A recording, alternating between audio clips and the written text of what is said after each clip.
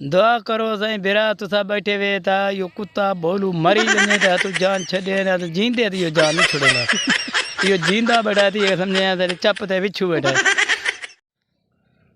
औज़ु बिल्लाहि मिनश शैतानिर रजीम बिस्मिल्लाहिर रहमानिर रहीम मां फ़ाद अली पिताफ़ी अल फैसल अकेडमी यूट्यूब चैनल सां गॾु दोस्तों अॼु आऊं अवां जी मुलाक़ात करायां थो हिकु अहिड़े माण्हू सां जेको महांगाई खां तंग अची करे हुनजो जेको चवणु आहे हुनजो जेको रद्द अमल आहे महांगाई जे बारे में उहो पाण ॿुधूं था। अस्सलाम वालेकुम। वालेकुम सलाम। दादा तव्हांजो नालो छा आहे? मुंहिंजो नालो साईं जादा फ़क़ीर आहे। अच्छा जादा फ़क़ीर। हा साईं। अच्छा जादा फ़क़ीर तव्हां इहो ॿुधायो त महांगाई जे बारे में तव्हांजो छा ख़्यालु आहे? असांजो साईं महांगाई जी ॻाल्हि न पुछ त सही आहे, जो पुछंदे त असां ॾाढा तंग थी विया आहियूं, अहिड़ा तंग थिया आहियूं जो अहिड़ा तंग कोई न थिया। अच्छा उहो अहिड़ा तंग थी विया आहियूं जो कंहिं खां पुछे न कयूं। न तव्हां ॿुधायो सही छो तंग थिया आहियो तव्हां? असां साईं तंग ईअं थिया आहियूं जेको असांजो इहो भोलू जेको वेठो आहे इमरान ख़ान वेठो आहे, भोलू कुत्ता जेको क्रिकेट खेॾंदो आहे, इहो एॾी महांगाई कयो आहे।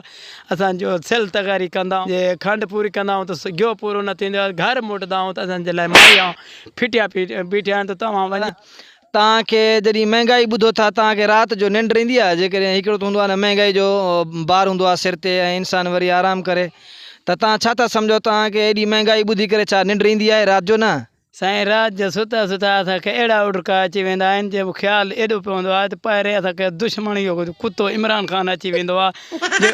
चवंदा आहियूं त इहो दुश्मन जेको वेठो आहे कुता इमरान, असां काॾे वञूं जो अटो पूरा कंदा आहियूं अटे जे लाइ ऐं सऊदी अरब उते बीठा आहिनि बाबा पैसा ॾियो पैसा ॾियो पैसा काॾो ॾियूं।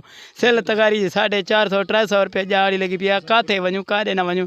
असांजे लाइ त आज़ार आहे, इहो कुतो वेठो आहे, इहे कुते खे लाहियो त कंहिं सौदे जे लाइ असां पूरा त नथे करे सघंदे करूं त कहिड़ी शइ पूरी कयूं? जो लूणु पूरो कंदासीं त मिर्च न पूरी थींदी आहे, मिर्च थींदी आहे, गियो पूरो न थींदो आहे, काॾे वञूं त काॾे न वञूं।